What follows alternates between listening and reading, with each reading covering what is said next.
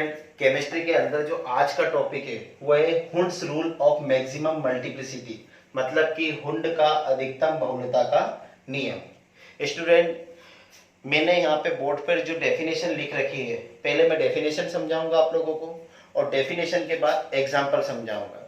लेकिन ये डेफिनेशन आपको कंप्लीटली तब समझ में आएगी जब आप इसका एग्जाम्पल अच्छे से समझ लोगे। ये जो डेफिनेशन बोर्ड पर आप लोगों को दिख रही है, ये डेफिनेशन दोनों टाइप के बच्चों के लिए है। जो इंग्लिश मीडियम वाले बच्चे हैं वो भी इजीली इस डेफिनेशन को समझ सकते हैं, और जो हिंदी मीडियम वाले बच्चे हैं वो भी इजीली समझ सकते हैं। और मेरा हर वीडियो दोनों टाइप के बच्चों को फोकस करके बनाया गया है, तो आप लोग इसे अच्छे से समझिए, ठीक है।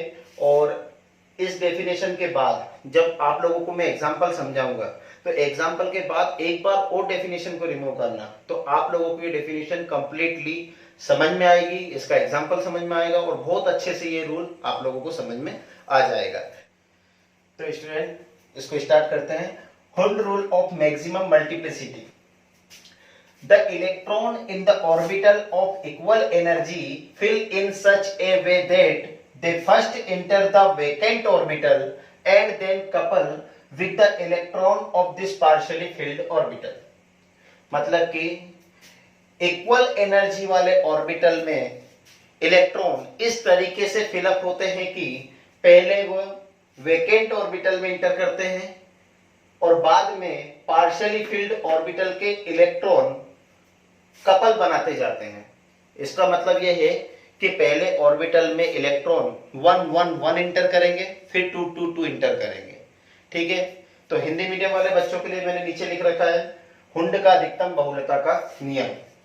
समान ऊर्जा के कक्षकों में इलेक्ट्रॉन इस प्रकार भरते हैं कि पहले वे रिक्त कक्षकों में प्रवेश करें और फिर इन आंशिक रूप से भरे कक्षकों के इलेक्ट्रॉनों के साथ जोड़ा बनाए। सिंपली बात एक ही है, ठीक है। मतलब इलेक्ट्रॉन पहले रिक्त कक्षकों में प्रवेश करे, फिर आंशिक रूप से भरी हुई कक्षकों में प्रवेश करे। और ये आप लोग कैसे समझोगे, तो ये एग्जाम्पल के थ्रू समझोगे, ठीक है। तो मैं आप लोगों को अभी इसका एग्जाम्पल समझा रहा हूं।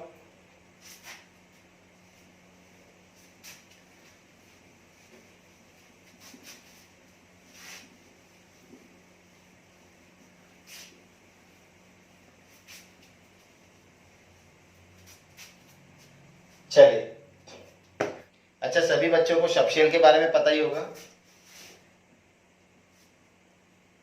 सबशेल, सबशेल मतलब कि उपकोष, ठीक है। और कौन कौन से होते हैं ये? एस, पी, डी और एफ। अच्छा, एस सबशेल में मैक्सिमम कितने इलेक्ट्रॉन होते हैं? 2, पी में 6, डी में 10 और एफ में 14 होते हैं। अच्छा, एस सबशेल में ऑर्बिटल कितना बनेगा? 1। इलेक्ट्रॉन फिलअप होंगे clockwise, anti clockwise. P subshell में ऑर्बिटल कितने हैं? 3 और इलेक्ट्रॉन कितने हैं? 6।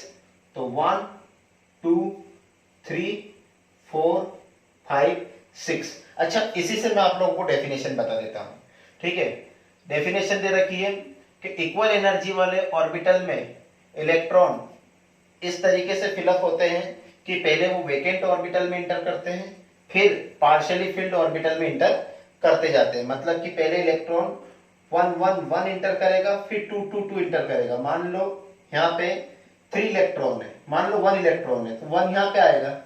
मान लो p ऑर्बिटल में 2 इलेक्ट्रॉन है, 2 3 है, 3 4 है, तो 4 के बाद ये जो 1 1 है ये डबल होते जाएंगे, 4, ये 5 और ये 6। तो पहले 1 1 1 फिर 2 2 2, इस तरीके से फिलअप होते हैं। और सब में ये रूल चलेगा, बिल्कुल बेसिक रूल है, ठीक है। डी ऑर्बिटल में कितने इलेक्ट्रॉन है? 10, ठीक है। ऑर्बिटल कितने बनेंगे? 5, 1 2 3 4 5, ठीक है। 10, 1 2 3 4 5, 1 1 1 फिर 2 2 2।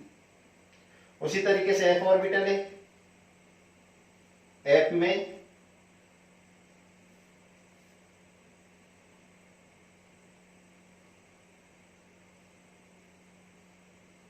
1 2 3 4 5 6 7,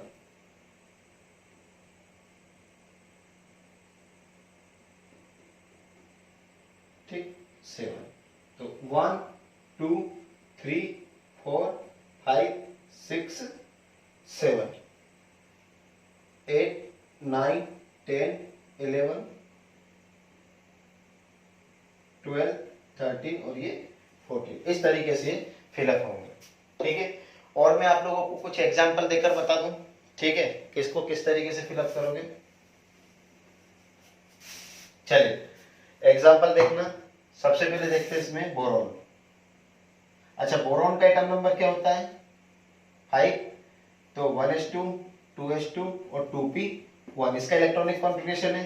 हुंड रूल के अकॉर्डिंग इसको कैसे डिवाइड करेंगे, 1s में ऑर्बिटल 1, 2s पीछे s है इसलिए 1 और 2p पीछे क्या है p है इसलिए ऑर्बिटल कितने आएंगे 3 आएंगे, ठीक। चलिए 1s में इलेक्ट्रॉन कितने हैं 2 1 2, 2s में 2 1 2, 2p में कितना है 1 ओनली 1। इस तरीके से बोरॉन के बाद कार्बन देख लेते हैं। कार्बन का एटम नंबर क्या है 6 है, 1s2 2s2 2p2।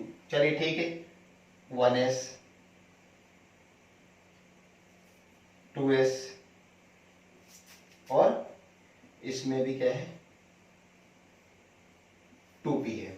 1s में 2 इलेक्ट्रॉन 2, 2s में 2 इलेक्ट्रॉन 2, 2p में 2 इलेक्ट्रॉन 1 2। इस तरीके से फिलअप होगा। कार्बन के बाद नाइट्रोजन एटम नंबर कितना है 7, 1s2 2s2 2p3। चलिए 1s 2s ऑर्बिटल सेम बनेंगे 10 तक 2p, ठीक सेम। 1s में 2 इलेक्ट्रॉन 2s में 2 इलेक्ट्रॉन और 2p में कितने इलेक्ट्रॉन 3। तो 1 2 3। कभी भी ऐसे मत कर देना कि ये 2 कर दिया यहाँ 1 कर दिया, ये रॉन्ग हो जाएगा, ठीक। पहले 1 1 1 फिर ये, ठीक है 1 2 3 इस तरीके से। चलिए नाइट्रोजन के बाद oxygen atom number 8, 1s2 2s2 2p4। चलिए 1s में कितने इलेक्ट्रॉन 2, 2s में कितने इलेक्ट्रॉन 2s में 2 और 2p में कितने इलेक्ट्रॉन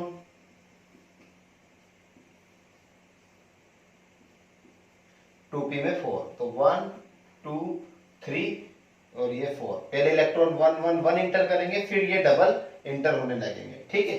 तो ये इस तरीके से। ऑक्सीजन के बाद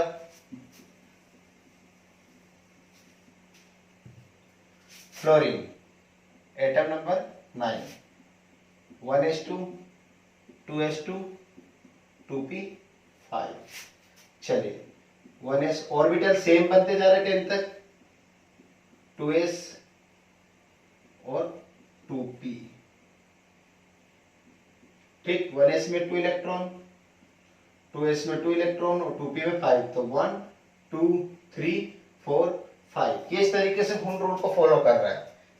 फ्लोरीन के बाद neon 1s2 2s2 and 2p6। 1s orbital same बनेंगे 2s और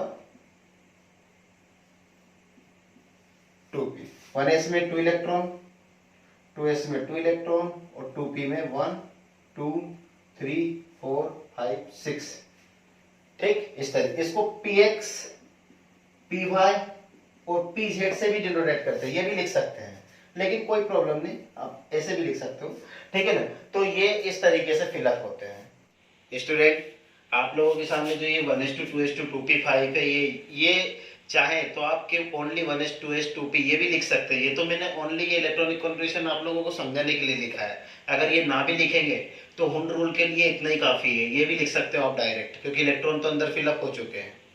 अच्छा एग्जाम्पल आपने समझा है, तो एग्जाम्पल के बाद डेफिनेशन एक बार और बता देता हूँ आप लोगों को कि इलेक्ट्रॉन जो रहते हैं वो ऑर्बिटल में पहले 1 1 1 इंटर करते हैं फिर 2 2 2 इंटर करते हैं।